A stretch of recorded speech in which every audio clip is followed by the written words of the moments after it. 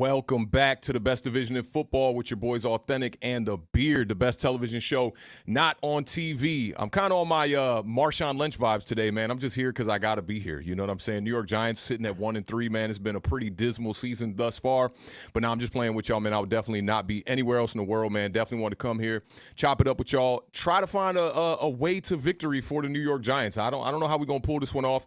We got a couple of NFC East games. The Commanders are playing tonight against the Chicago Bears in a Thursday night football rematch type of game. I thought that was kind of interesting. This back-to-back seasons now that they'll be playing the Bears on Thursday night football. I got my man Justin Fields in the lineup again tonight. I did beat the Beard in fantasy last week, so I'm hoping for a little bit of success again from Justin Fields against his real team now. We'll see how that goes. You got the Philadelphia Eagles headed on the West Coast to take on the Rams. They're sitting at 2-2. The Philadelphia Eagles are 4-0.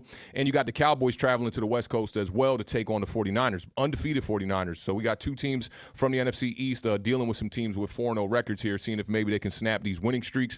Without further ado, let me bring in, it feels so dry, it feels so quiet in here with no music. It's kind of interesting, but let me bring in the best co-host in the country, man, my brother, your brother, the strong side to the left side duo, Mr. Beard himself, man. How's it going, my dude? I'm hanging in, man. You know, once again, everybody in the chat, big shout out to Awthentik. My guy is putting in absolute insane work right now in the process of this move. So the fact that we are here, the fact that he is here, like, it's just, you know, big shout out to Awthentik because it's been about 5 hours of work today, man. Like, and I'm talking, I don't, you know, I'm against manual labor, okay? Like, when I was in my early 20s, I had a couple of jobs where, you know, I did like some home improvement, some interior type of design and stuff like that, drywall, flooring and all that. And now I'm kind of back at it here as an old man, man. I was hammering nails and lifting up carpet and doing all kind of stuff today, man. So my back killing me, and I wish y'all could see this setup. It don't look too bad on the screen. I'm but telling you, I'm surrounded all by I garbage. I like, in my mind, I just see like this, like it looks like the milk crate challenge, but with like computers and monitors and cameras and stuff like that. It's crazy. It's definitely crazy here. My lighting setup's kind of wild, and this chair is definitely not my normal chair. So I'm kind of glad that we got this early kind of football game here on Thursday night. So we got about a good hour. We definitely got to get to it, man. But I'm looking forward to it. How you feeling, Beard? Listen, it's weird too. Like you said, it's the same exact week too. Week 5, back-to-back week 5. So it's gonna be interesting. Hopefully the fans show up tonight crazy. I think we're doing a blackout sort of situation. So, you know, we're going to talk about that. But, yeah, it should be a lot of fun. We got some good football. We got some bad football. But, you know, all football is good football when we're talking about football. Remember I used to say that a couple years ago? Like, you know, bad Giants football is better than no Giants Giants football. I don't know about these days, man. It's been kind of tough, man. It's been tough. It is tough, but we're going to find a way. We're going to find a way through some nuggets on the road to victory. That's what we do here at Awthentik and the Beard. Big shout out to everybody in the chat who is watching us right now on across all the platforms. That's Twitch, Twitter, Facebook, and of course right here on YouTube. We appreciate all the love and all the support. Make sure you guys hit that thumbs up. Let's get it out to the YouTube universe. I'm ready. I'm ready for some football, man. Let's get right to it. So, sorry to the Cowboys fans this week. We kind of had to focus on the Commanders and the Giants, but we are going to do a quick pick 'em here real quick. We're going to start with the Cowboys and the 49ers game on Sunday night.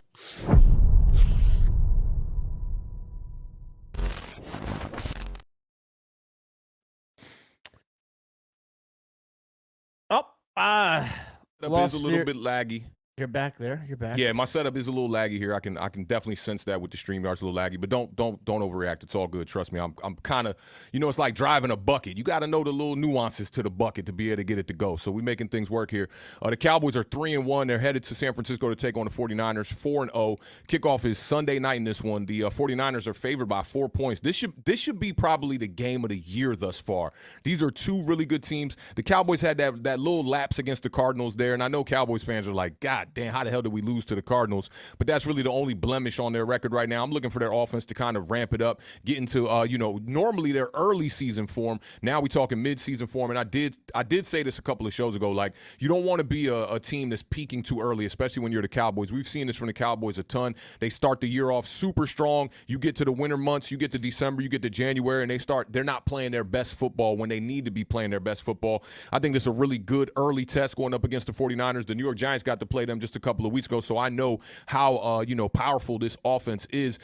Question for you: is Brandon Ayuk supposed to be back tonight or Sunday night for this game? As far as I know, I believe he practiced already this week, if not full participant in a limited capacity, but I think he's going to be back.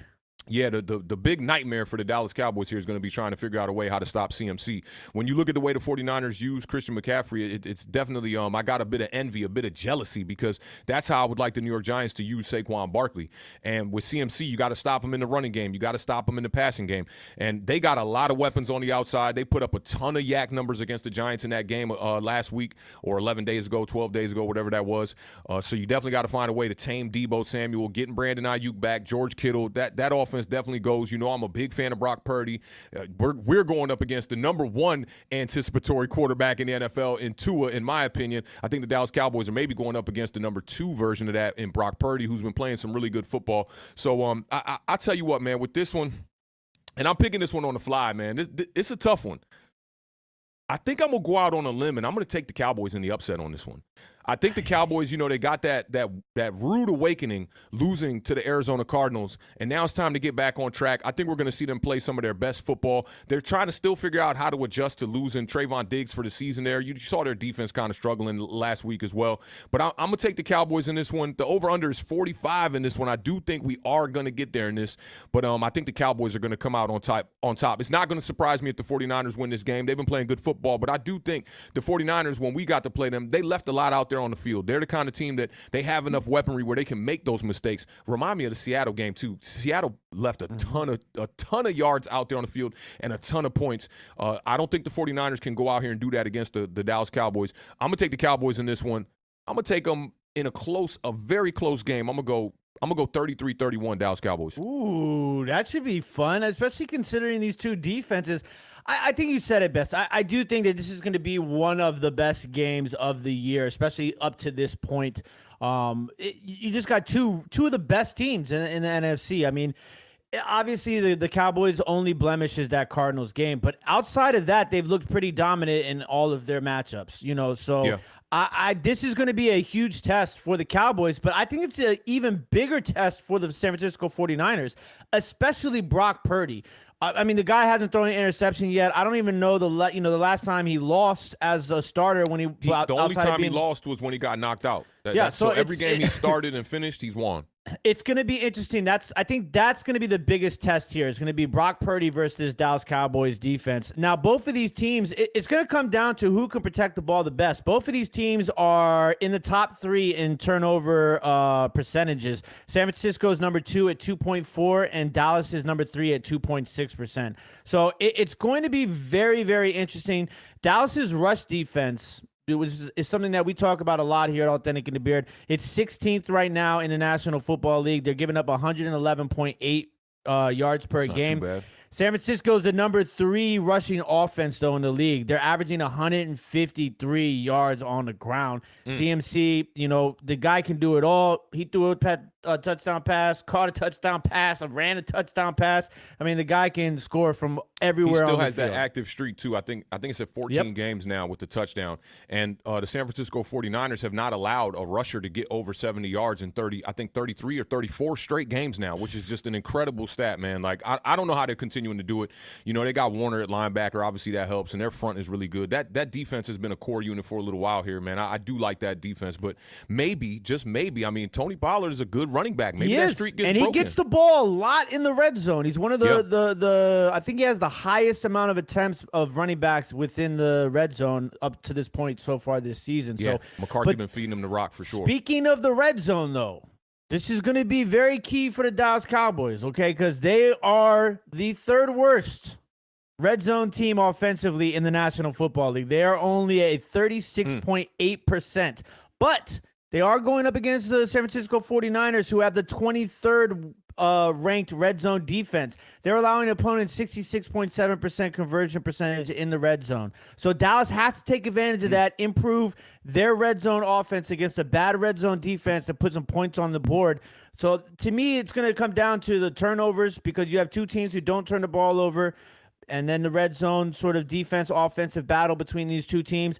I thought about taking Dallas also. Yeah, but you a hater and you can't get them their flowers right No, now. listen, I took Dallas to win last week.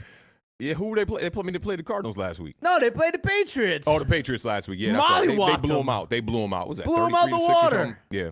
I got the San Francisco 49ers winning this game by a final score of 24-16. So I think we get under the 45. I like 24-16 San Francisco 49ers. I like it. All right, I'm going to let you handle the graphics and the video switches from your end just so I don't got to worry about that. So let's move into this next game, man. The Philadelphia Eagles are going to be headed to the West Coast to take on the 2-2 Rams.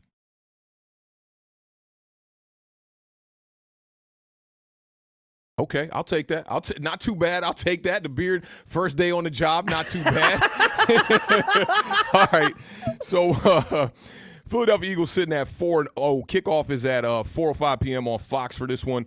The Eagles are favored by 4.5. It says. I think you told me it was 4. Did you say 4.5 or 4? I think it is 4.5 here. Let's see. So last meeting, Rams beat the Eagles 37-19. That was in 2020. Last week, the Eagles beat the Commanders. Just barely snuck out against your Commanders. That's the kind of game that you took that loss pretty well. And I tried to, I didn't want to be that guy. Normally I'll get to tugging at you and kind of like play some jokes on you and whatnot. I kind of just let you live. I didn't want to try to clown you too much on that loss. But for me, if that was my Giants, man, I'll be extremely, extremely upset in a loss like that because you were right there. The win was right in front of you. It kind of came down to that play where Terry McLaurin stepped on homie's hand and the foot goes out of bounds. You might be able to find a way to win that one. You just have to relive this, don't you? Just a little bit, just a little bit.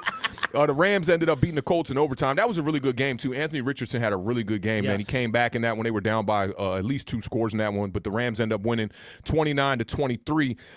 This is another interesting matchup because I think the verdict is not quite out on the Rams yet, right? Like, we know they're not as bad as everyone thought they were going to be. People thought that they were going to be a bottom 3 team. I think people forgot about how Matthew Stafford plays, how good he is, and no one saw the sneaky emergence of Puka coming out of nowhere, undrafted free agent who's been putting up big numbers, hella receptions, hella yards, and then you got Tutu Atwell over there.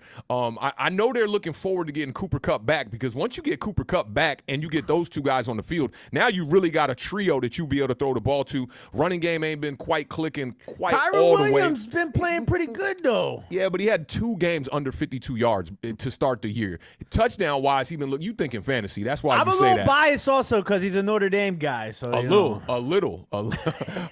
biased. Yeah, so for me, the over-under in this one is 50. So they're expecting a lot of points in this game. The Eagles' offense has not really quite got clicking the way that they really want to move on all cylinders, I'm sure. But I can't take the Rams in this game. This is kind of one of those ones where, like, I got to see the Rams prove it, see if they really belong in the same type of class. And if they do, if they could put up a good fight in this game, now you got another team in the NFC who could possibly be in the mix when we get down, to the playoffs and whatnot. Most people probably had the Rams sitting at home, probably at the bottom of the division in this one. For me, I think the Eagles are going to come out here. They're probably going to try to up the ante. The Philadelphia Eagles are kind of in the same position as Dallas, right? They've shown they can win games. They can beat teams that are, I won't say they can beat the good teams, right? Yeah. We haven't really seen it too much against the great squads yet. This is going to be a good test for them, good test for Dallas as well. I'm going to take the Eagles, though, in this one. Man, Jalen Hurts is just finding ways to win, man. And I told you about this on the last show. I thought it was just super impressive. Kid goes through the goalpost, man, and the kid just looking around like, yeah, we can play better than that. I'm not even going to celebrate. I'm not even going to go crazy. That's not our type of game. So I like the leadership, and I think when it comes to the New York Giants, man, that's what we're lacking. We're lacking a guy that you can look to for the leadership, right? We don't know who the leader is on this team, defensively or offensively. That's not even a major shot at Daniel Jones, who's kind of more of a timid. They like to call him the all-shucks quarterback, kind of like how Eli Manning was. But Jalen Hurts is kind of the opposite of that. He's very stoic. I think his teammates know that he's the kind of guy. This dude saw his coach celebrating, laughing, joking on the sidelines a little bit too much last year and literally had to grab up his coach. Yeah. I don't think you've ever seen that in NFL history from a quarterback. Not. So this kid shows the leadership. I think that's going to be the difference here. Jalen Hurts, and even in a ugly, tough, gritty kind of game, I think they'll still come out on top. I'm going to take the Eagles in this one, 29-21. For me, it's just tough to pick against the Eagles right now. I mean, like they haven't lost. They're not losing. You know what I'm saying? Like they've just find ways to win. I know we talk about it a lot, but when you're a great team, that's what you do. You find ways to win. I feel like, our teams more so find ways to lose than they do find ways to win. So the Eagles and the Rams, I think it's going to be a fun matchup. I think that's why you see that sort of point total up where it is. There's a couple of things that stood out to me when I was breaking down the numbers of this game. Philadelphia's third down offense, okay, is 9th best in the league, okay? The Los Angeles Rams have the second best third down defense in the league. The Rams are only allowing a 26.7% conversion rate on third down. Now, the Eagles obviously struggled on third down offensively and defensively last week against the Washington Commanders. Yeah. So I think that you're going to try and see some emphasis on both of these teams to try and really win the third down battle. So that's going to be something I'm going to keep my eye out on. Third down defense, the Eagles they're getting demolished on third down. 26 in the league in third down defense at 46.2%. So they're going to have to find a way to stop the Rams on third down, who are the 8th best third down offense at 43.9% on that one. So for me, it's going to come down to that. It's also going to come down to the run game. The Rams' rush defense is pretty damn good. They are ranked number 14 in the NFL. Obviously, the Eagles, number 2 rushing offense in the entire National Football League. So the Rams are going to have to try and find a way to stop the run. The Eagles are going to have to try and find a way to stop the Rams on third down because I think whoever controls the clock in this game is going to have the best opportunity to win. So, you're looking at Swift and Brown. Obviously, Smith is always going to be a guy versus Kyron Williams and Puka. It's just the edge to me is going to go right now to the Philadelphia Eagles. I got the Eagles winning this game a lot closer than I think a lot of people think it's going to be. I got the Eagles winning 27-24. 27-24. Okay, so we both got the Eagles in this one. I got Dallas in the first one, so maybe that can go my way. We still got to tally up these scores. Don't forget the transition in the video, too. Oh, yeah. You want to get to the Super Chats? Yeah. Big shout-out to Kyle. Kyle with a $20 Super Chat. Salute, fam. Appreciate that. Says, need the NFC East to all win out. Let's get the respect back and start playing for real. We will fight it out between us, but hoping all 4 teams take care of business this week. Iron sharpens iron. Go, boys. I like it, man. Shout out to Kyle Metcalf, man. We definitely appreciate the support on the channel one time, bro. And being a Giants fan right now, sitting at 1-3, I'll take a win. Everybody could win. It don't even matter to me. We just need more W's. I ain't even thinking about the playoffs right now. And then from a Cowboys fan to an Eagles fan, big shout out to our guy, Vintage Sport Flips. If you guys are not following Vintage Sport Flips on YouTube, Instagram, and whatnot, he is a sponsor of the giveaways that we normally do on this channel. He has hooked us up with some awesome stuff to give to you guys, some awesome hats, which I have to get to Awthentik. I think that'll make him feel a lot better about the Giants once he has that hat on his head. Big shout out to our guy, Vintage Sport Flips, for the $5 Super Chat. Says, nerve-wracking game between the Birds and your squad, my Commanders, the Beard. But your quarterback shows a lot of promise. Listen, thank you. I'm hoping that promise turns into, actuality. Yeah, maybe a franchise quarterback. Listen. Yep. Washington hasn't had one for like 45 years. So, facts. Big shout out to Vintage Sport Flips. So, from a Cowboys fan to an Eagles fan, from an Eagles fan to a Giants fan. I like it. Big shout out to Bobby with the $2 Super Chat. Says, hi, guys. You are awesome. And how is that guy with dogs? Scotty Booms is doing good. I know Scotty Booms is gearing up as myself for the Baltimore Orioles, who open up their playoffs tomorrow night, I believe. Word. So tomorrow or Saturday. But yeah, so big shout out to Bobby. We appreciate you. I gotta hit Scotty up. I ain't talked to Scotty in a minute. Yeah, so I just Orioles playoffs. It's getting to be very intense over the next couple of months. But big shout out to Bobby. We appreciate you guys. We're gonna go ahead and run into the next game, which is going to be the New York Giants and the Miami Dolphins.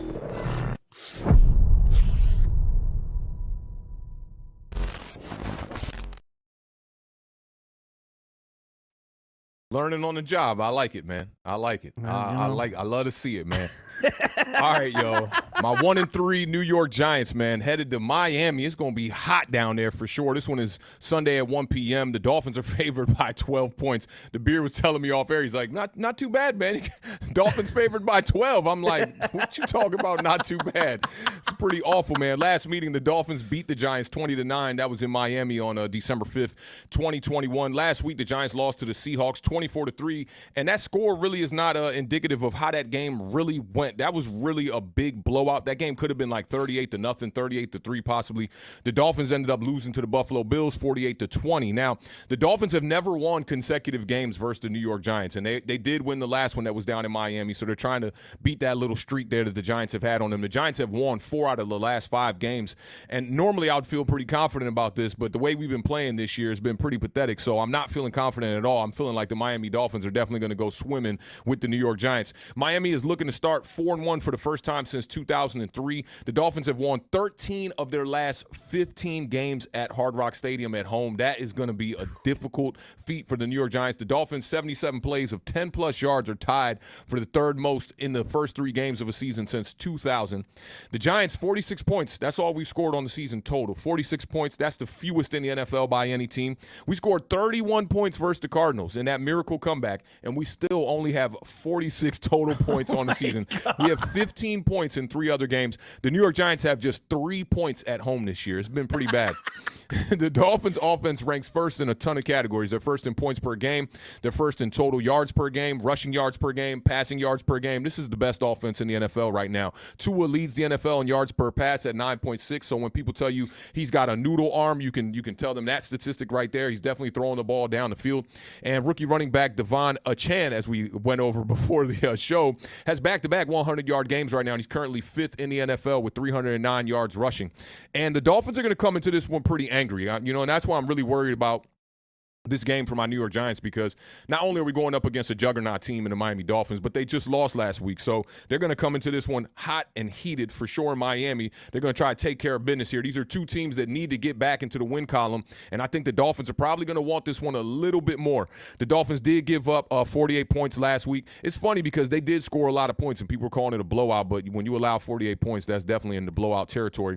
Miami is 4-12 following a loss since 2021, so that's 3rd worst in the NFL during that quick 2-year span right there. But this is a different Miami Dolphins team. This is not the Miami Dolphins that you're used to from back in the day.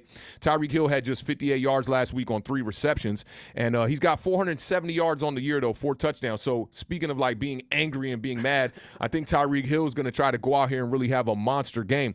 Now I want to talk about this New York Giants defense just a little bit, because the New York Giants defense coming off of a decent outing, right? Because, like, you had the pick 6 last week from Daniel Jones. You had the strip sack to set them up for a short run to just get in the end zone last week. So, a lot of the points from last week against Seattle Seahawks was not really on this defense. But when you look at it from a numbers perspective, the New York Giants defense has been just terrible this year. They're allowing 30.5 points per game. That's 30th in the NFL. They're allowing 341.5 total yards per game. That's 19th in the NFL right now. They only have 4 sacks. It's the 3rd fewest in the NFL, and just 39 pressures on the season. That's dead last in the NFL. So, when I'm looking at this game, I feel like we absolutely have to get pressure on Tua, right?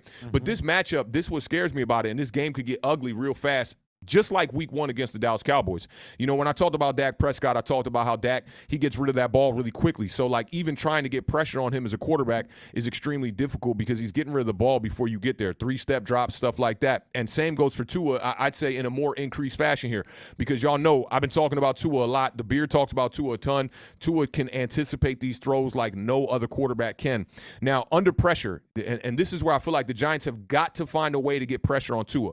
When Tua's not under pressure, he has a completion percentage of 76%. He's averaging 10.3 yards per attempt, 8 touchdowns, 2 interceptions. And this goes for most quarterbacks. When you get pressure on quarterbacks, their numbers tend to get cut in about half. When you get pressure on Tua, his completion percentage drops from 76 to 53. The yards per attempt drops from 10.3 to 7.3. And his touchdown to interception ratio is much lower. His passer rating drops from 125.8 to 74. So the goal here is you got to get pressure on Tua. Tua was sacked 4 times last week, and he was hit 9 times. That was a career high for him in week 4 against the Buffalo Bills last week. So that was much of the formula, but you got to see the Buffalo Bills defense go up against your Washington Commanders, and you know how ferocious that defense is. Yeah. I believe that was the game where Sam Howell got sacked 9 times. Yep. Right? So, like, we know how great that defense is, and the New York Giants, they're not quite there yet. Now, I want to talk about Daniel Jones just a little bit here. Last week, 27 to 34, 203 yards, 0 touchdowns, 2 interceptions, 1 fumble lost. One of them was a pick six. He was sacked 10 times. There was another sack in that game. I thought it was credited to Tyrod Taylor, who came in real quick, but I think it was credited to Paris Campbell, who they tried to run like a little reverse pass to, and he ended up not getting the ball off. So there was 11 sacks on the New York Giants last week, 10 on Daniel Jones, just 248 total yards of offense in that game, and we were 6 for 16 on third down. So I don't know where to even start with how to get this going, because for me, I'm not expecting Saquon Barkley to play on Sunday. This will probably be another game for him. I think it's going to be the 3rd straight game that he's going to miss there. And the Giants offense has just been straight trash. I don't even like to use that word, but that's exactly what we've been. Tuesday trash is when they pick up the trash over here in D.C. It's definitely garbage the way they've been playing. 11.5 points per game. I heard Bass talking about it, right? The last time that the league had a league average of 11.5 points per game, it was like 1936. So, that was when they had leather helmets and they were just running the ball. The Giants, in our losses right now, we've been outscored 94 to 15 in 3 losses. Our offense right now is averaging 158 yards passing per game. And I saw, It's just bad. I was watching Chad Ochocinco, who they're slowly but surely becoming my favorite podcast right now. When Shannon Sharp has Ochocinco on, they do like these immediate after the game reactions. And after the Monday night game, they had a couple of reactions. And Ochocinco was being fairly, he just kind of seemed like a guy who doesn't want to pile on a player who's not playing too great, So he talked about Daniel Jones, but he didn't really want to be, too aggressive about it. Now, Shannon Sharp was on the total opposite end of the spectrum, kind of reminded me of myself, no cut cards. And he said, you can't put average on top of average and expect greatness, right? Ooh. And I thought it was a great bar, because not only is Daniel Jones an average, or maybe as I've been saying on this channel, an above average quarterback, because he has that extra skill set of being able to run the ball, right? But when you take that average quarterback and you now put him around weaponry that is considered average, and I do think not only myself, but all Giants fans coming into this year, we kind of overinflated what this wide receiver core / tight end core was going to be. I think we thought a little bit too much out of Darren Waller. We were just excited to actually get something that we could call a number one, type of threat that we had in the passing attack, right? And Darren Waller came into last game, he was leading all tight ends in yardage and whatnot, but, they're not using him quite how we all expected. I think all Giants fans can say that. And the quarterback is struggling. This quarterback has regressed. We thought he was going to make a leap, another jump like he made from 2022 to 2023. We thought we were going to get another leap, 2021 to 2022. And we're just not getting that. We're seeing some of the old tendencies from Daniel Jones. One thing that I haven't heard a lot of people talking about from Daniel Jones, and I noticed this on the strip sack, Dan Orlovsky was breaking it down real nicely, 6-man front pressure coming from Seattle Seahawks, 5-man front from the New York Giants. So you're outnumbered. This is all on the quarterback to be able to figure out the protection, and maybe you're going to leave a guy blind and maybe not be blocked, but that just means you got to get rid of the ball even faster. You saw a play from Drew Lock when he came into the game, the pass to Noah Fant. He was set up in the exact same situation where he had a blind rusher on his blind side, and he knew he was coming, so he had to get rid of that ball real quickly. He hits Noah Fant on that little out route. Noah Fant tiptoes down the sideline. He almost gets himself a touchdown. Now, Daniel Jones drops back, 3-step drop. The ball got to come out anyway, but the ball don't come out, and he's just acting like, oh, I'm protected. Gets hit from the blind side, fumbles the ball. But the thing that I noticed that not a lot of people are talking about is when you get Daniel Jones on the run and he's looking downfield to throw the ball, one, he's seeing he's looking right at the wide receivers. If you look at the play where Wan'Dale Robinson ran a little post corner route, he's wide open. And I know Wan'Dale Robinson's kind of a bitty character, right? He's a small guy, right? Small wide receiver. But he was doing jumping jacks, like, throw me the damn ball. And Daniel looked right at him. He loaded up to throw the ball, and then he just tucks the ball and he doesn't throw the ball. The thing I'm noticing with Daniel Jones is when he gets out of the pocket, all his mechanics loosen up. You start to see the ball start to be kind of held lower down around his waist. The quintessential quarterback that I think about who can really have great mechanics when he rolls out of the pocket is Joe Burrow. Joe Burrow holds that ball high and tight no matter what. And I think that's a great characteristic of quarterbacks that take care of the ball. With Daniel Jones kind of regressing the way that we've seen so far, I just think that you add that on with the average wide receiver core, and then you remove Saquon Barkley from the equation, the math is mathing here. It shouldn't add up to a bunch of yards. It really shouldn't. Now, Shannon Sharpe also said this too, speaking on the contract, and I didn't get a chance to talk about a lot of this because a lot has gone on in the last couple of days.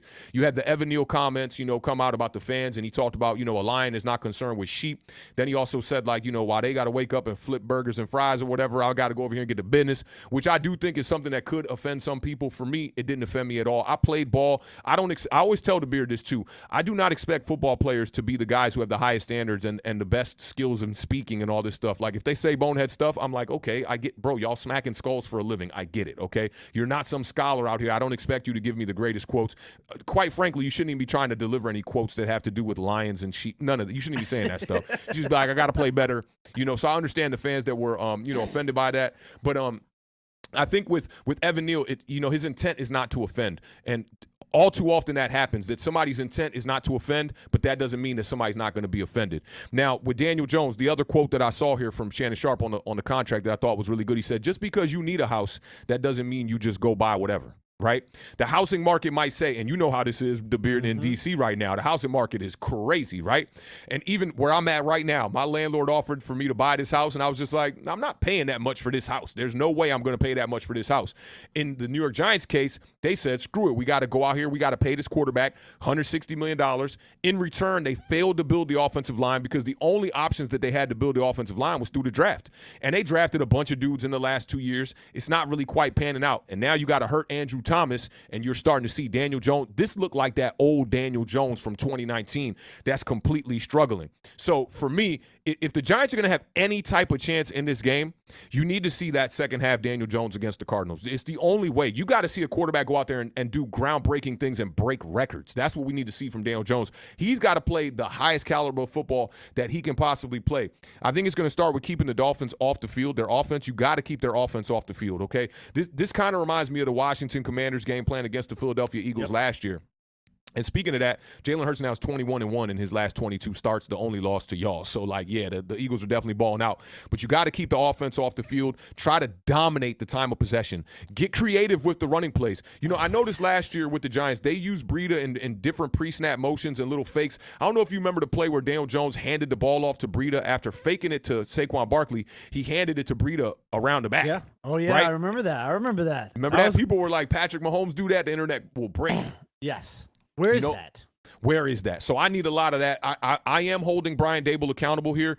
And, there's been some speculations. We were having a great time in the spaces yesterday in the MLK space. If you know, you know. You know what I'm saying? But Nunu had a conspiracy theory that she was talking about that I thought was extremely interesting. Like, maybe Brian Daboll didn't really want to bring back Daniel Jones. Because think about this, right? If that's your guy on the bench and he's struggling, I don't think you're going to give him that kind of energy that we saw from Brian Daboll when he threw the Microsoft Surface tablet on the bench, right? If that's your guy, you're going to ride with your guy. You're going to die with him. I noticed after the game when we lost to the Seattle Seahawks, the only person that was walking with Brian Daboll to go shake hands was Dexter Lawrence, and he put his arm around Brian Daboll and all that, right? And you could see the simpatico, the relationship, right? You could see that they got a good relationship. That's the second time I've heard that word today. Really? Man, we've been kind of doing that. Remember when you hit me up the other day, I said, bro, that's been 3 times today. That's 4 in a row right there. But I definitely think that, the relationship could be a little bit fractured between Daniel Jones and between Brian Daboll. This just kind of like conspiracy, kind of just like, some hypothetical type of situation that could be possible. Because to me, if that's your guy, that's your guy. If he has a bad game, you got to keep confidence in your quarterback. This goes back to what I talked about with Sam Howell when he threw the 4 interceptions. Just imagine like if you saw Ron Rivera on the sidelines like throwing stuff, and it'd be like, dog, I understand he's in a different situation. He's not a 5th-year quarterback like Daniel Jones, but you guys did pay him all this money, right? So keep your eyes on that. The other thing to keep your eyes on is the captain patch from Saquon Barkley. That's very interesting. He was a gold star patch captain, okay? And now he's volunteering to not wear the patch on his jersey on certain games. Keep your eyes throughout the season to see if there are more games where Saquon Barkley actually wears the patch when he comes back. Now, you got to get after Tua. I broke down all the numbers for y'all. It's going to be difficult to get after Tua with this front. We only got 4 sacks on the season. We're dead last in the NFL as far as pressures go with just 39 on the year. So you got to find a way. I kind of want to see that aggressive Wink Martindale, but you know what's going to happen. If you get a little over-aggressive with this particular Miami Dolphins offense, they can go over to the top on you and they can really kill you with Tyreek Hill. I don't know if Jalen Waddle's going to be back in this game, but they got other guys out there too. Little Braxton Berrios can make plays out there. They got dudes. absolutely have to stop the run. And not only stop the run, you got to stop the run early. You cannot allow them to start running the ball, getting chunk plays, and then be able to run that play action off that when we get a little bit too aggressive. I already know our secondary, we got 2 young boys out there on the outside. It's going to be difficult to stay up with probably the premier wide receivers in the NFL right now. I'd say this is the number 1 duo in the league, and if it's not the number 1 duo, I might say Philly got the number 1 duo. And the New York Giants are still the only team in the NFL right now that is not forced a turnover. So you got to break that streak. You're going to have some hot, nice weather, you know. Hopefully y'all can go out there, stay hydrated, find a way to force a turnover, and I think that the Giants can maybe keep it close. I can't really find a path to victory, and you know me. I need to see the proof first. I'm not going to go out here and be like, yeah, the Giants going to go out here and win and just be on some crazy optimism homer vibes. Y'all know me. I don't play that. Yeah, we're going to shock the world, right? And then we're going to make a run and go to the Super Bowl. We're going to win 7 out of 8. I'm not even looking at that right now, okay? I've actually been thinking about the draft a little bit because the New York Giants have been playing the most pathetic football that I've seen in a long time from the Giants. This is reminding me of Joe Judge, quarterback sneaks back-to-back within your own 10-yard line. This is reminding me of 2017 when the New York Giants could not get past midfield after Odell Beckham, Sterling Shepard, what was my man, Dwayne Harris, and Brandon Marshall all got hurt after week 5, and you could not find a way to even score points. This is the worst football I've seen from the New York Giants since we've been on YouTube. I just want to see some better football to keep it real. Like, we don't even got to come out here with a victory. I'll leave with a moral victory and just, like, give me some better football. Give me a couple of big plays. Give me some explosive plays. Give me something over 20 yards. Maybe get me a throw down the field. Involve Darren Waller in this game. Find a way to find Wan'Dale Robinson and get creative with Breida and these other running backs out there. You utilize these wide receivers in the backfield. And God damn it, you got to find a way to throw the ball to Jalen Hyatt. You have to find a way to get the ball into Jalen Hyatt's hands. I don't understand how they're still struggling to get the ball in this kid's hands. And here's the biggest problem with me is, like, they're not even attempting the deep throws down the field. You have to find a way, Brian Dable, to scheme this shit up and find a way to get Hyatt on a one-on-one matchup. And I think that really involves Darius Slayton. You got to find a way to put both of them out there on the field at the same time out there at the X wide receiver and put them on the outside and make these safeties choose. And Daniel Jones, if you see the whole shot, I don't know if you saw some of the tape from the Seattle Seahawks game, 22-man camp. Tariq Woolen, did you see the interception that he dropped? Mm-mm. Okay, so they're playing something 22. that's called they're playing a defense that's called press 2 bail, right? And what it does is the flat defender, cover 2, normally you have the 2 outside corners, they play the flat. So they're playing about, maybe like 8 yards and up. They're literally baiting Daniel Jones because they know that he won't throw the whole shot. So these cornerbacks it seems like they're being taught to take 3 steps backwards and dart towards the flat route coming from the slot.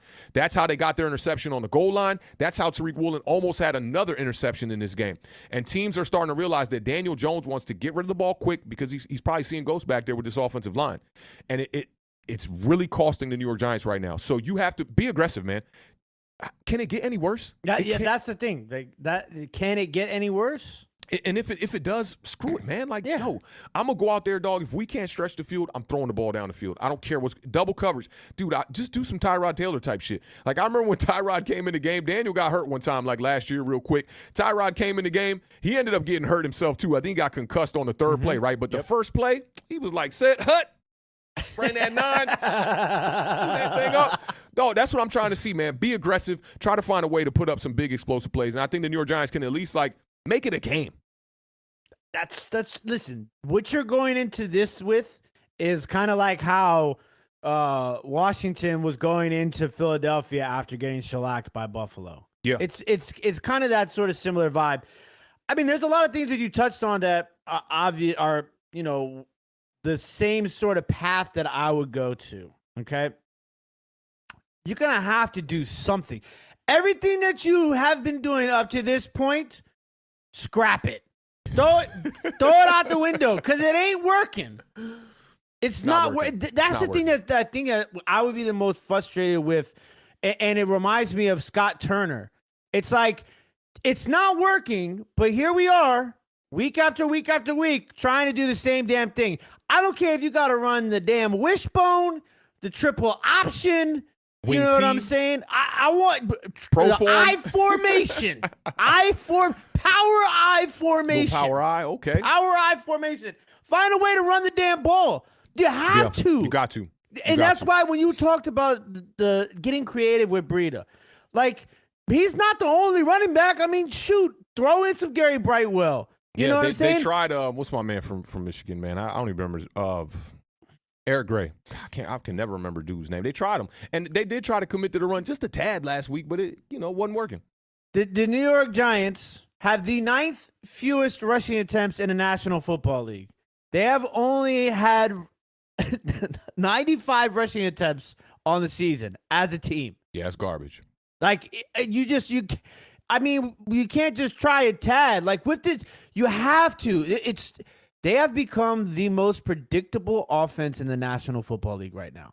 Yeah. And I think that when you talk about the average on average and all that stuff and the holes in the offensive line and the weapons not necessarily being the assault rifles that we all thought they were going to be, you have to find ways to be unpredictable, because you put all of that with predictability, it's going to be as bad as what we've seen so far. And I think that the other thing is that if the Giants can just get some drives going, like I feel like there's not even drives. I want to know what the New York Giants are as far as in the league as 3 and outs and just like man, they had a drive that was 4 minutes and 30 seconds and they didn't gain a yard. Like just think about how that happens. How is that possible? Penalties, man. We're getting penalties giving us first downs. I'm like, how the hell did that happen? And they're moving from 20 to 20 like okay. Let me go 20 to 35. Well, if you could get down into the red zone, that would be a start, right? Because there is some holes in this Miami team. Obviously you have the best offense in the National Football League going up against the worst offense in the National Football League. Thanks a lot, man. Thanks a lot. I'm just, the Dolphins are averaging 37.5 points a game. Yeah. The Giants are averaging 11.5 points per game. You know what's crazy about that? Okay, so Miami put up 70 on the Broncos, right? And we still have the worst point differential in the entire league. Like, how is this happening? I don't know. Like, that's what I'm saying. It's like everything has to be scrapped. You got to go back to the drawing board. You got to find a way to run the ball, because Miami does allow the 11th most rushing yards in the National Football League. They're giving up 123.5. But, okay. New York is the 10th worst. They're only averaging 94 yards per game. Daniel Jones is once again your leading rusher. Yeah, that's not fun. He has 153 yards. No, maybe I misread that, but he is the leading rusher for the New York Giants. He had 66 last week, so that number might be right. It's right around there, but yeah. Maybe we see a Daniel Jones like just a 20 rush game. The problem is, you'll get him hurt without Saquon Barkley in the backfield, right? Because teams don't key in on the running backs. And when you got Saquon there, you saw it against the Cardinals in the second half when they did commit to the run. Some of those runs for Daniel Jones are just wide open on the left. Teams are just crashing down, and they want to stop Saquon. Without Saquon, teams just go right after Daniel Jones. So you're going to have to get really creative. And that's why I talked about this last week. Like, just why don't you spread it out? Why don't you go 3 and 4 wide receiver sets, right? I saw Bobby talking about this, and shout out to Bobby and Justin, man. I just think that they just keep it funky and keep it real on their channel. Like, a lot of these content creators, when I know they're going to try to give overly positive vibes when we're playing like straight dog shit right now, right? And it's like, you can't give overly positive vibes. And when I looked at Bobby and Justin's recap from the Seattle Seahawks game, they're just like, yo, this version of Daniel Jones is the worst version we've seen. Like, they're not no-cut cards, man, just keeping it real. And Bobby talked about this. He said, where are the 4 vertical concepts? When you're struggling throwing the ball down the field, 4 vertical concepts usually can open things up, especially if you're going on, against birds on the fence like cover 4 or going against cover 2. You got the whole shots, or you got the middle of the field if the safeties play a little bit too over the top. It just lets your quarterback make these decisions. And I know it sounds a little crazy because we're unable to protect the quarterback right now, right? So you do need a little bit of time. But this whole, like, keeping everybody in, there was a play that Dan Orlovsky broke down, man. There was like 8 people in protection, man. Like, you had Wan'Dale Robinson staying in to block with Waller, with the whole offensive line, with the running back, and now you only got 1 and 2 guys going out there on routes. Like, what do you expect Daniel Jones to do in that situation? And then this what really pissed me off. On that exact play, they ran a dig route from the slot. They had 2 wide receivers to the right, somebody in the slot, somebody outside, right? They ran like a dig route from the slot, and then they tried to run a double move. You got 2-man route combination, and you're running a down, out, and up double move on the outside. It was Tariq Woolen coverage on it, and he just like saw the down, out, go to him. He's just like, You really think I'm falling for that? You really think I'm going to fall for that right now? No way in hell. And then Daniel Jones has nowhere to go with the ball. Scramble, ends up getting sacked. So, they just got to find a way, I think, to spread it out. Have this quick passing game. Force teams to defend it. And then start the game with a deep throw. Teams are starting to look at the Giants and go, man, they not throwing it deep. Let's just over aggressively play everything short. Yeah. Predictability. It's a shame, too, because I wholeheartedly say this, from the bottom of my heart. I don't think the Giants are as bad as they're playing right now. I hate to believe that that's where we are at with the New York Giants. But it's unfortunate Makes you feel a because little better. Right now, they're playing like the worst team in the National Football League. Daniel Jones is the worst quarterback in the NFL right now. And man, when I saw Justin Fields the first 3 weeks, I was like, there's no way it could get worse than that right now. I mean, when I was looking at Justin Fields' numbers, I said, what happened against the Denver Broncos must be really bad because Justin Fields' numbers aren't horrendous. We're going to talk about that in a minute. He had a career day against them Broncos. Did the New York Giants play the Broncos anytime soon? No. Damn. Because that would have been the medicine you need. You need a little Denver Bronco in your life. But, yeah. I mean, I think that, though, it's going to be interesting. This is a game, and I'm going to go back to the beginning before I give you my score. This is a game that you guys have to approach the same way that the Commanders approached the Eagles game after getting shellacked by the Bills. Yeah. Like, you just want to see more than what you've seen before. We need to find a way to just get some positivity going. Okay? Positive yards. One more thing. We're talking about the red zone, right? I'm not just throwing in these bad stats because I hate you. How many red zone trips we got? Maybe 4? You have 9 you have 9 attempts in the red zone all year long. That's so bad. That's so bad. I remember last game, it was third quarter, 4 minutes left in the game. They're like, the Giants are here doing their first red zone trip. I'm like, dog, we going 3 quarters, no trips to the red zone. Yeah, I mean, it was like the Buffalo Bills game. We scored our third 3 points, and it didn't happen until the last minute and a half of the game. Yeah, it's bad. So yeah, it was the last 40 seconds, by the way. Okay, sorry, we're just throwing it back at each other right now. I don't think this is the game that the Giants are going to hope for as far as getting back into it. But I also don't think they're going to lose 70-20. Thanks a lot. I'm trying to find silver linings right there. I got Miami Dolphins winning this game by a final score of 31-10. That's a great score. I saw bookend. Is it bookend tackles? I believe in the chat. Let me make sure. I always get them mixed up with my homie BT. Bookend tackles. He was talking about Daniel Jones is he's shell shocked. Did you see the interview at his locker the other day? The one where they were asking him about the 49ers players, or after that? After that one, they were asking him. There was a play in the Seattle Seahawks game where you could see him mouthing to Brian Dable. It was a third down play, 3rd and 11. We ran the ball, or Daniel Jones held the ball and got sacked. When he got back to the sidelines, he was like, you could see him mouthing to Brian Dable, I thought you said run. So the beat reporters were asking him about that, what happened on that play, Bro, I'm trying to think of a situation that looked like this. The only one that really reminds me of this was way back when they interviewed Jim Kelly after the 4th Super Bowl loss at his locker, and he was just completely defeated. This is so OG, you might not even remember this. But Jim Kelly he looked so wrung out at his locker, and he was just distraught. Daniel looked like the pressure was getting to him. They were like, do you have the liberty to be able to change plays and whatnot, when you're at the line, so that if you did, mishear, because he said he misheard the call. And they're like, well, if you mishear a call and it's 3rd and 11 and you go up there and you heard a running play call in your ear and you get to the line, you don't have the liberty to change the play? And he was like, yeah, I do.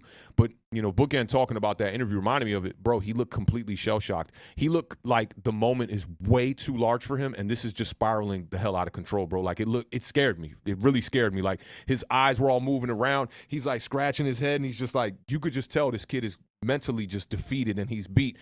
I don't know if he's going to be able to come out here against the Miami Dolphins and do much. The one hope that I think we have for Daniel Jones is Miami, their front is not as aggressive as these teams we've played already with the 49ers, with the Dallas Cowboys, and people were sleeping on the Seattle Seahawks, but their front is pretty damn decent. Jaron Reed's pretty good up there. They got some guys that can get after the quarterback for sure. I like your score, man. I see Michael Knight in the building, man. 35-6 for Miami. Woo. I see a 60-10. That's crazy. Because if they want to run it up, they can. And this is going to be a battle of two offensive-minded coaches. I can't quite say masterminds because Mike McDaniel is definitely a mastermind. I don't know if Brian Dable's a mastermind because right now he's kind of struggling, trying to figure out, a way to get things clicking with Daniel Jones. And you had 11 days to prepare for that last game against the Seattle Seahawks. So I'm going to go with your score, bro. I like the 31-10. I'm going to get the Giants 3 more points. And I'm going to give the Dolphins 3 more points. I'm going to go 34-13. Yeah, I'm going to go 34-13 Miami Dolphins. Big shout out to my guy Brad in the chat. He is a Miami Dolphins fan. Salute. I want to highlight this one to give you a little hope to end this on a little bit of a higher note as the New York Giants are Brad being heading nice to Miami. He says that the difference maker in this game for the Giants may hinge on whether Eichenberg or Williams plays center for the Finns. You have a much better chance of slowing Miami down if Eichenberg starts. That's very true. I mean, we definitely got that. That's the best player on our entire defense right now in Dexter Lawrence, playing right up on the nose. So, yeah, that's a good point, man. Definitely appreciate that. But, yeah, I'd say, I feel a little bit better, Brad. Just a little bit. Just a little bit. There we go. That's all I want. I mean, my guy, listen, New York, Daniel Jones, my guy is in the middle of a move. He's working his tail off. He needs a dub. The last thing he needs to do is sit down on a milk crate on Sunday, watching on a phone, and see a 70-20 shellacking. Please, show up for my guy Awthentik. 3 scores or more, I'm going to be extremely upset. Like, give me a good 13-point win. I feel all right, man. Moral victories over here. Listen, I'm where you are right now. I was where you are right now. Yeah, I don't know, man.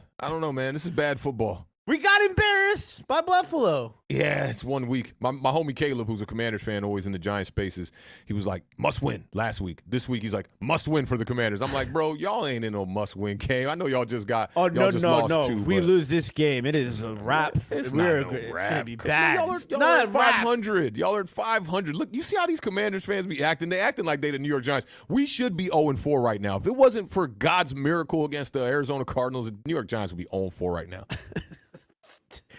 Ooh, that'd be bad. That'd be bad. Let's get to your game, though, man, and get them up out of here. We're doing pretty good time here. I like it. Yes, we are. All right, we're going to talk about the Washington Commanders and the Chicago Bears coming up right now.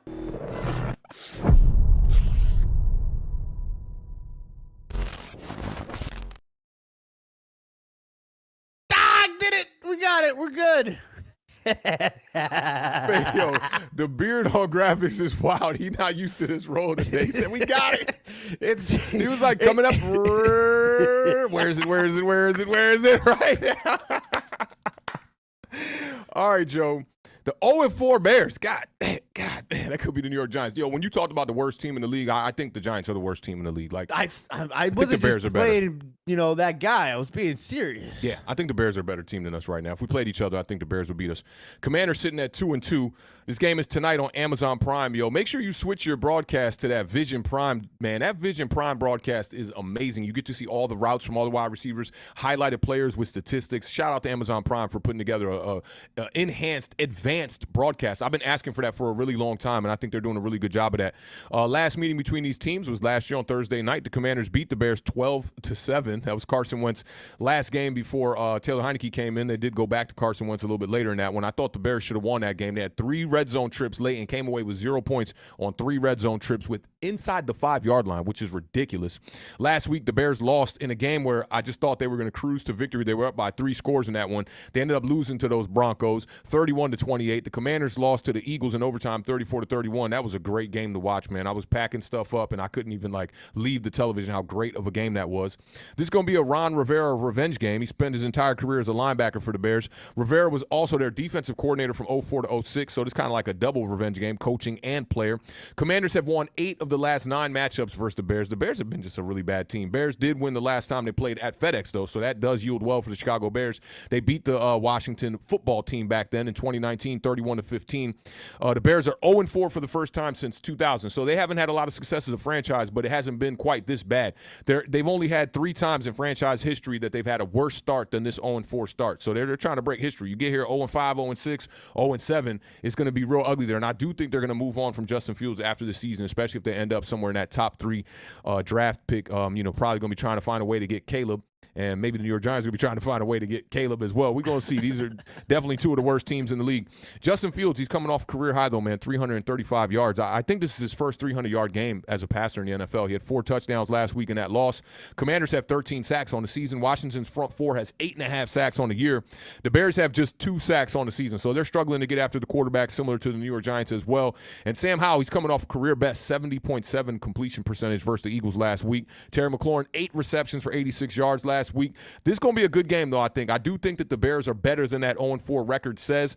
I think that if you can get Justin Fields in that rhythm that he was in last week, where they were kind of booting him out, rolling him out, they weren't trying to make him that traditional Aaron Rodgers type of pocket passer, using his legs a little bit more. I want to see some more design runs from the Chicago Bears. I'm rooting against y'all tonight. I got to keep it real here. You know, this a fantasy win I definitely need, sitting at 1-3 in our fantasy league. So I'm looking for Justin Fields. I got the Justin Fields DJ Moore stack. I'm looking for both of them to go crazy. But Beard, what we doing here? We going to the roadmap? Well, how we looking at this one? We're gonna do a little roadmap. We're gonna do a little construction roadmap. Okay, like we got some cones on the back of the truck. You know, we got to pull over and drop some cones off. You know what I'm saying? We got a guy who's gonna hop out the passenger side. He's got the stop slow, sign going both sides. So yeah, we're doing a little construction while we're on our way to the roadmap. Listen, do not take the Chicago Bears team lightly. Wait. We can't start the roadmap without queuing up the Waze Presents, though. I was going to do that. I'm just making sure the way you kind of, I saw you sat up and you did this right here. I thought we was getting into it. I thought you was in the driver's stance. I wanted to make sure I let everybody know that I am not taking the Chicago Bears lightly at all. Okay, this is as you shouldn't. Okay, that's the biggest thing. But shout out to our official, unofficial sponsor of the roadmap, Waze. Ladies and gentlemen, buckle your seatbelts, because it's time to hit the road. What the hell? Yeah, you're getting on the freeway. What? No, turn right. Get out of the lane. No. Okay, get the procedure. Just get out the lane.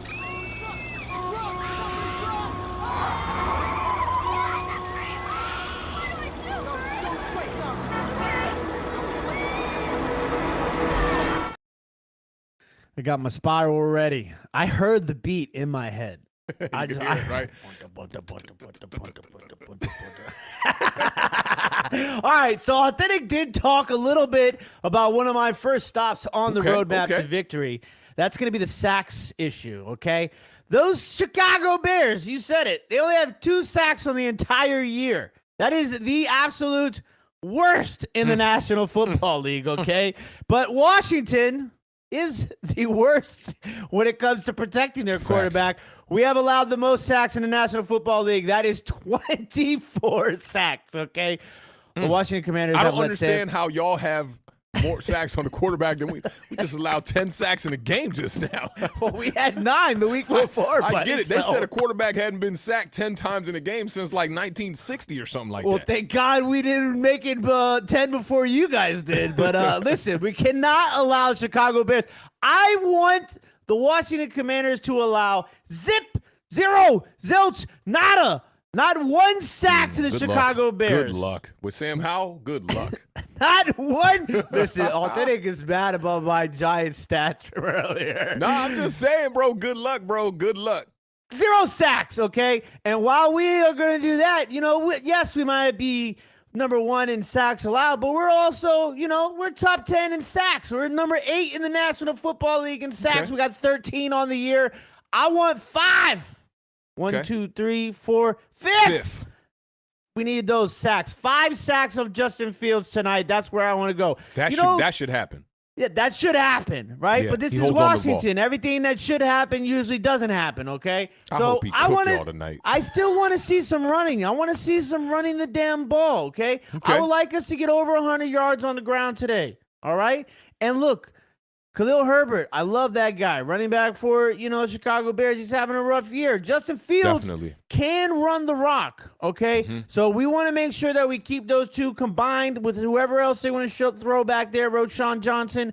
We got to keep the Chicago Bears under 100 yards because I don't want to even see the Chicago Bears offense on the field, really, because that's what scares me is the big play capability that still is there with the Chicago Bears. So let's not take them, lightly. I'm going to keep saying that because I want everybody to know that I'm not just one of these guys that's like, oh, Chicago Bears, instant win, okay? That's not going to happen with the beard, not ever, all right?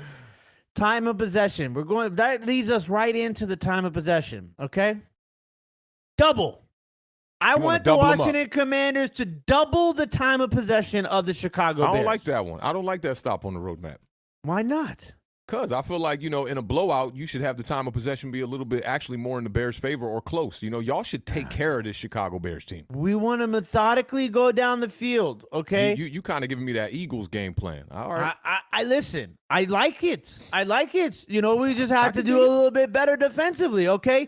Third down. Book it here. Book it. Y'all won't double time of possession. Book it. Book it? Book it. You don't ever say book it unless you really mean it. Oh, I know it's not happening. Book it. Double. We're going to double the time of possession. All right. And you want to know how we're going to double the time of possession? Brian Robinson. Third down conversions. Third downs, okay? We're going to win the third downs. Not just on offense, but on defense too, okay? Hey, shout out my guy PT in the chat one time. This man clowning right now. Washington is actually god-awful on third downs offensively, okay? So this is something I want to see. This is what I'm looking for improvements as we continue along the season. Yeah. Washington is 27th in the National Football League in third down conversion. We're only converting 33.3% on third downs, okay? But you know what a good recipe for that is? Going against the Chicago Bears, who are the absolute worst third down defense in the National Football League. This is a really crazy number. They are allowing teams to convert 58.9% of their third downs. Yeah, that's tough. Absolute worst in the National Football League. And then obviously Washington defensively on third downs did really well against the Philadelphia Eagles. We're 17th in the league on defense in third downs, allowing opponents 39.6% of conversion rate. Chicago Bears, not too bad. They're 19th in the National Football League offensively on converting third downs at 38%. That's surprising. That's very surprising. So I want to make sure that we're controlling the third downs. That will in turn make sure that we double the time of possession.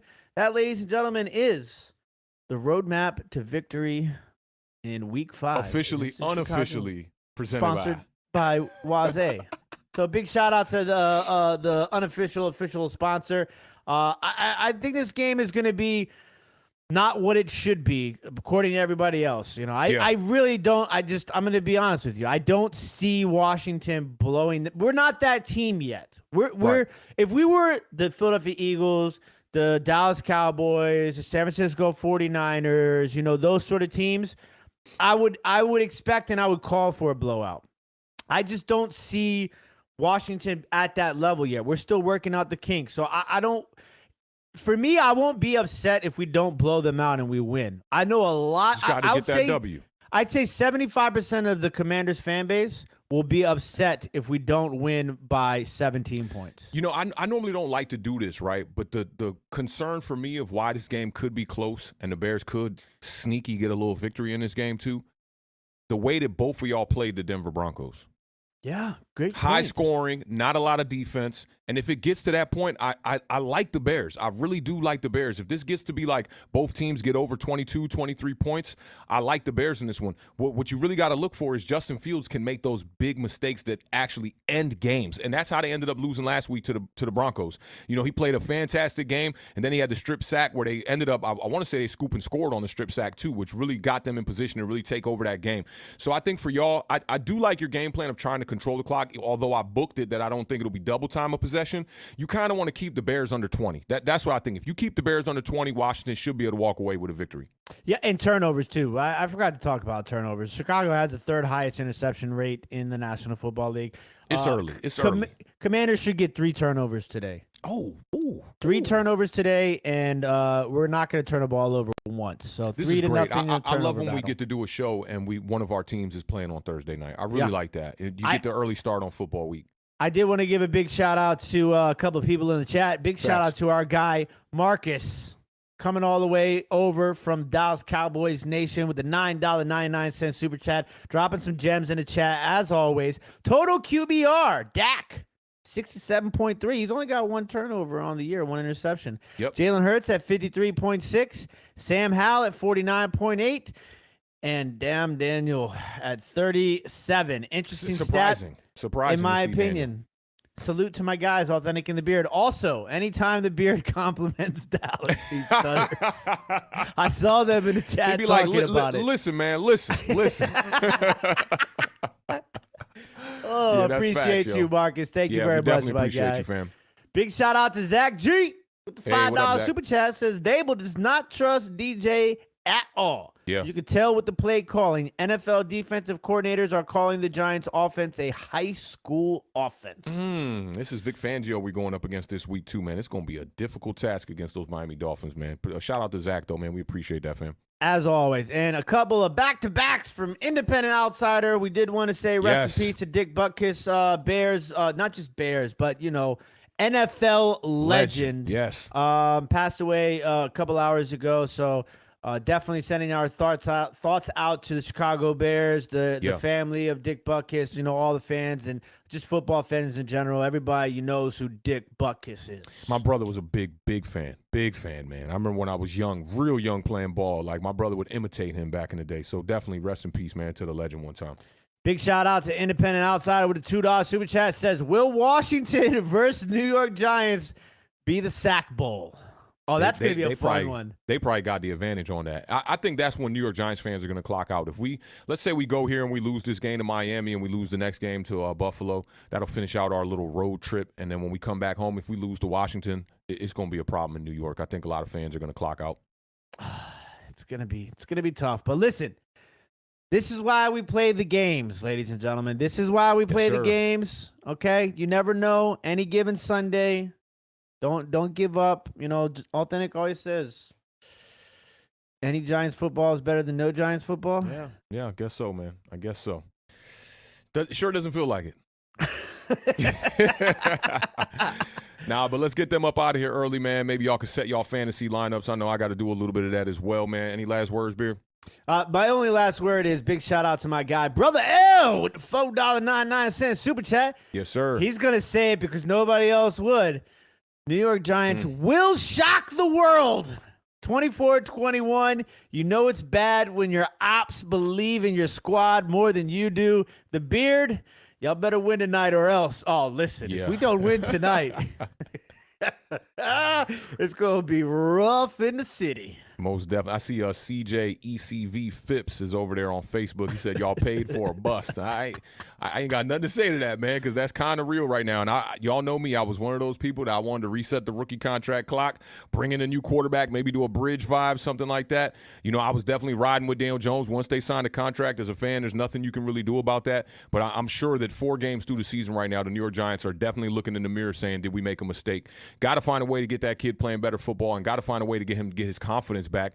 He's the kind of guy that, you know, when he doesn't have the offensive line protection, he's one of those quarterbacks that extremely suffers. I'd say probably greater than any other quarterback in the NFL. You see, even Zach Wilson dealing with tough offensive line play. You see C.J. Stroud out there with backups and all of that, man, and he's still balling out as a rookie. People are finding ways to get it done, and I think Daniel Jones, with the lack of lateral movement, it makes it a really difficult task for him. So hopefully they can find a way to get just get his confidence back, man. I think he just looks shot, man. He looks like he needs his mom. That's literally what it looks like. He looks like he needs his mom, man. You know, like, yo, mom, let's have a talk. I need you right now. Hold me. Yeah, that's what it looks like for Dale Jones. But it's 8:09 on the button, man. I hope y'all enjoy y'all football tonight. I know the Beard is. This is going to be a good game, man. I'm going to definitely keep my eyes on this one. CJ said hail to the Redskins as well. Commanders fan over there tapping it from Facebook. Shout out to you for holding us down on Facebook, bro. We appreciate you. A lot of love on Facebook today. Yeah, real randomly. But definitely enjoy y'all games tonight, man. It's going to be a fun one. I'm about to turn this Amazon Prime on again. Don't forget that Vision broadcast. All you got to do is click the broadcast, switch it over. It's amazing. Some people, like, you know, if you an old man and, like, you don't like flashing stuff on the screen, was it epilepsy or whatever, like when you get flashing stuff on the screen, probably not for you. But the people who like to, you know, see the X's and O's and that vibe of the game, definitely turn on that Vision broadcast. And y'all know how we end every podcast over here, man. Keep raising that bar.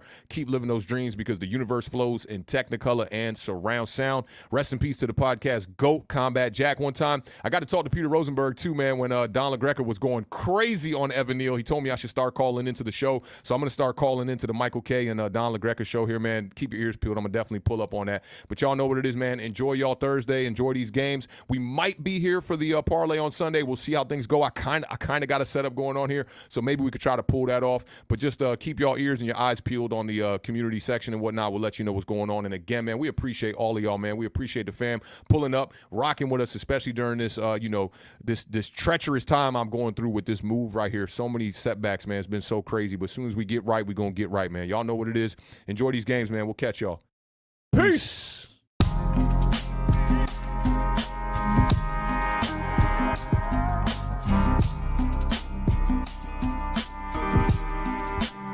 Baby, won't you tell me